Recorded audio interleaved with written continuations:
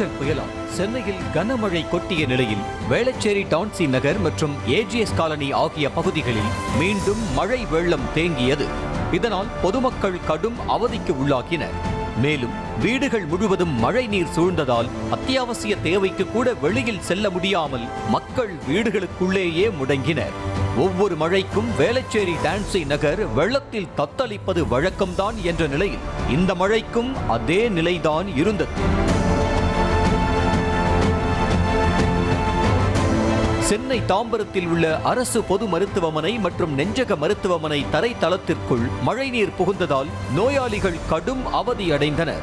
இதனால் தரைத்தளத்தில் செயல்பட்ட மருந்தகம் மூடப்பட்ட நிலையில் மருந்து வழங்குவதில் சிரமம் ஏற்படாமல் இருக்க அருகில் உள்ள புதிய கட்டடத்தில் மருந்தகம் மாற்றப்பட்டது. மேலும் ஜிஎஸ்டி சாலைகளிலும் மழை வெள்ளம் தேங்கியதால் வாகன ஓட்டிகள் கடுமையாக பாதிக்கப்பட்டனர்.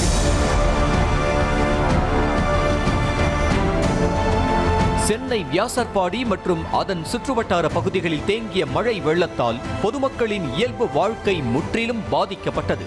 கணேசபுரம் பிள்ளையார் கோயில் தெரு, சாமி தெரு, சுந்தரம் தெரு உள்ளிட்ட பகுதிகளில் மழை நீர் தேங்கியதால் பொதுமக்கள் அத்தியாவசிய தேவைகளுக்கு கூட வெளியில் செல்ல முடியாமல் தவித்தனர்.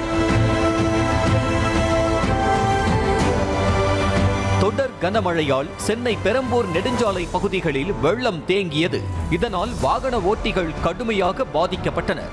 மேலும் பெரம்பூர் பேப்பர் மில் சாலை முதல் கொளத்தூர் ரெட்டேரி நெடுஞ்சாலை வரை வழி நெடுகிலும் தண்ணீர் தேங்கி நின்ற நிலையில் முரசொலிமாறன் மேம்பால சுரங்க பாதையும் முற்றிலுமாக நீரில் மூழ்கியதால் போக்குவரத்து தடைப்பட்டது.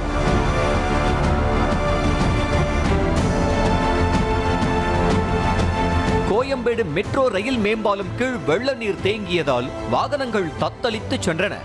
மேலும் கோயம்பேடு சந்தையை இணைக்கும் முக்கிய சாலையில் 2 அடிக்கும் மேல் தேங்கிய மழை நீரை வெளியேற்ற ஜேசிபி மற்றும் மோட்டார் மூலம் சென்னை பெருநகர வளர்ச்சி ஆணையம் நடவடிக்கை மேற்கொண்டது.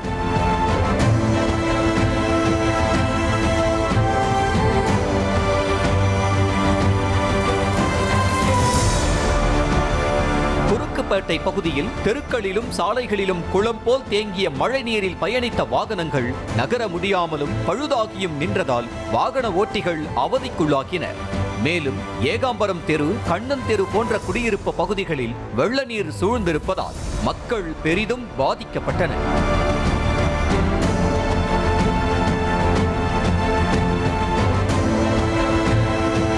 சென்னை எருக்கஞ்சேரி நேரு நகர் பகுதிகளில் வீடுகளுக்குள் புகுந்த மழை வெள்ளத்தால் செய்வதறியாமல் மக்கள் தவித்தனர். இதனால் குடியிருப்பு வாசிகள் கடுமையாக பாதிக்கப்பட்டுள்ள நிலையில் வீடுகளுக்குள் புகுந்த வெள்ளத்தை விரைந்து அகற்ற அரசு நடவடிக்கை எடுக்க கோரிக்கை விடுத்தனர்.